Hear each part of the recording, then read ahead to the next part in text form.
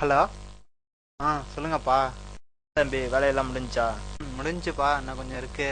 இன்னும் கொஞ்ச நாள்ல முடிஞ்சிடும். நீங்க எப்போ வரீங்க? அந்த வேலை முடியல, நான் வந்து வர லேட் ஆகும். சரிப்பா. நான் ஒரு வேலை சொல்றேன், நீ சரியா?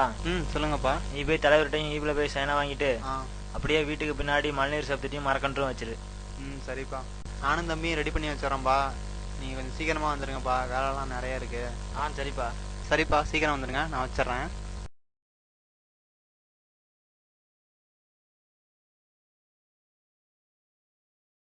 நம்மை போல நெஞ்சம் கொண்ட என்னண்ணே சொல்லுங்கண்ணே. எங்கடா தம்பி இருக்க? நான் அப்போதானே தோட்டத்துக்கு வந்தேன் மோட்ரு போடலான்னு. சரிடா. அப்பா அப்பதான் கால் பண்ணாரு. சரிண்ணே, நான் தம்பியை கூட்டு போயிட்டு கண்ணு நட்டு வச்சுட்டு வந்துடுறேண்ணே.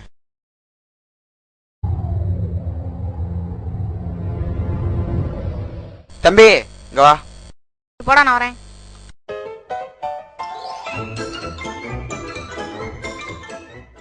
எதுக்குடா? அண்ணன் அந்த இடத்துல மண்ணீர் சேர்ப்பு தொட்டியும் இந்த இடத்துல மரக்கன்று வைக்க சொன்னாரா. எதுக்கு தெரியலடா, அண்ணன் தாண்டா வைக்க சொன்னாரு. சரி, அதுக்கு நான் என்ன பண்ணா? மண்ணீர் சேர்ப்பு தொட்டிக்கு தேவையான கல்லு மணல் ஜல்லி எல்லாத்தையும் கொண்டு வாடா, நான் போயிட்டு ஒரு மரக்கன்று கொண்டு வரேன். சரிடா.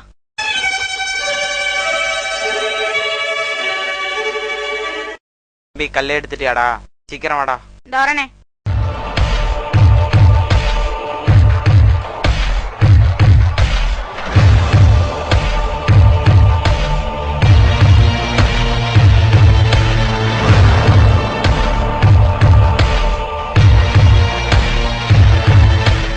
ஒரு வழியா முடிச்சாச்சுரா.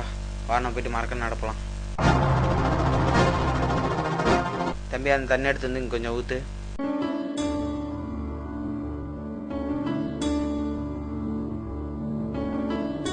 இங்கேயும் கொஞ்சம் தண்ணி எடுத்து வந்து ஊத்துறா.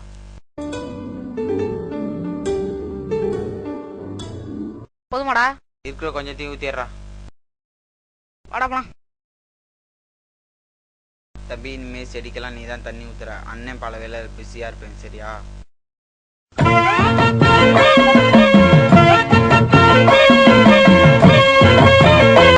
என்ன விஷயம்? என்ன இந்த பக்கம்? இல்லம்மா, உட்காருங்க. அப்பா உங்களை பார்த்து சைன் வாங்கிட்டு வர சொன்னாரு. அப்படிங்களா? இதுல தானுங்களா? அதான் சரி மாப்பிள்ள. ஆனா முன்னாடி இந்த மாதிரி ரூல்ஸ் அண்ட் ரெகுலேஷன்லாம் இல்ல. ஏமாம்மா? அது ஒன்றும் இல்லை. இப்போ மாப்பிள்ளை இருந்தால் மச்சானா இருந்தாலும் வந்து செக் பண்ணி பார்த்துட்டு தான் சைன் போட்டுருந்தாங்க.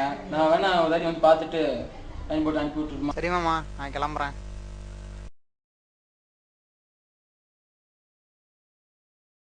ஆனால் இது உங்கள் மாமா உங்கள்கிட்ட கொடுக்க சொன்னாங்க.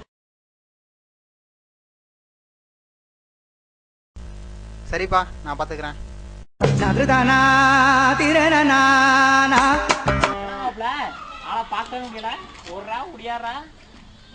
இல்லடா, ஈபில கனெக்ஷன் வாங்குற விஷயமா கொஞ்சம் அலைஞ்சிட்டு இருக்கேன். வேலை முடிஞ்சா இல்லையா? அப்படி என்னதான் சொல்றாங்க? இல்லை மச்சான், இப்போலாம் ஈபி கனெக்ஷன் வாங்கணும்னா இன்ஜினியரிங் பிளான்லேயே மழைநீர் சேகரிப்பு தொட்டி மரக்கன்று இதெல்லாம் மென்ஷன் பண்ணி காமிக்கணுமாமா. அப்போ தான் ஈபி கனெக்ஷன் கொடுப்பாங்களாமா, இல்லாட்டி கொடுக்க மாட்டாங்களாம். அதனால தான் அப்படி அலைஞ்சிட்டு இருக்கேன் மச்சான். அப்ப வீட்டுக்கு ஒரு மழைநீர் தொட்டிங்க மரம் இருந்தா கரண்ட் வாங்கி போடலாம். ஆமாம் மச்சி, கண்டிப்பாக வாங்கிடலாம்.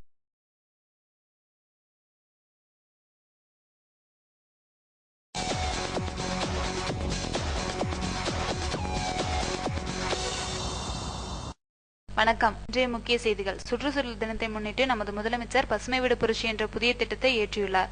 இது பற்றிய மேலும் விரிவான விவரத்தை நமது செய்தி தொடர்பாளர் திரு சம்பத் அவர்களிடம் கேட்போம்.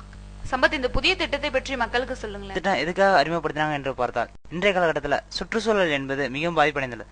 இந்த பாதிப்பினால என்னென்ன விளைவுகள் ஏற்படுகின்றது என்று பார்த்தால், சரியான மழைப்பொழிவு இல்லை, வெயிலின் தாக்கம் அதிகரித்துள்ளது, நீர்வளம் மாசுபடுகிறது, மரங்களின் எண்ணிக்கை குறைகிறது, மனிதர்களின் ஆயுட்காலம் குறைகிறது மற்றும் பலவிதமான நோய்களும் உருவாகிறது. இந்த விளைவுகளுக்கெல்லாம் முக்கிய காரணம் என்னவென்று பார்த்தால், காடுகளை அழிப்பதும், மழைநீரை வீணாக்குவதும், பாலித்தீன் பைகளை எரிப்பதாலும் மற்றும் ரசாயன கழிவுகளை நீரில் கலப்பதும். இந்த திட்டமானது மிக முக்கியமாக நிலத்தடி நீரை பெருக்கும் வகையிலும் மற்றும் மரங்களின் எண்ணிக்கையை உயர்த்துவதற்கும் பயனுள்ளதாக இருக்கும்.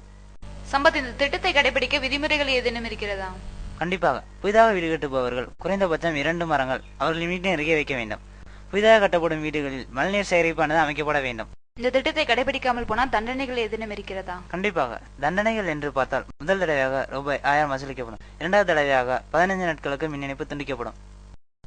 சம்பத், இதை எப்படி நடைமுறைப்படுத்த போறாங்க? இது எப்படி நடைமுறைப்படுத்த போறாங்கன்னு பார்த்தா, புதிதாக வீடு கட்டுபவர்கள் திட்டத்திற்கான விதிமுறைகள் அனைத்தையும் பூர்த்தி செய்த பிறகு பஞ்சாயத்திடமிருந்து வீட்டுக்கு சொந்தமான பட்டாவில் கையெழுத்து வழங்கப்படும் மற்றும் மின்வாரியத்திடமிருந்து மின் இணைப்பிற்கான அனுமதி வழங்கப்படும். இந்த விதிமுறைகளை பூர்த்தி செய்யும் வரை புதிய வீட்டிற்கான பட்டாவிலோ மற்றும் மின் இணைப்பிற்கோ அனுமதி வழங்கப்பட மாட்டாது. இந்த விதிமுறைகள் அனைத்தும் மிக முக்கியமாக இனிமேல் புதிதாக வீடு கட்டுபவர்களுக்கு அடங்கும். நன்றி சம்பத். இந்த திட்டத்தை பற்றி விரிவான விவரத்தை கொடுத்ததற்கு நன்றி.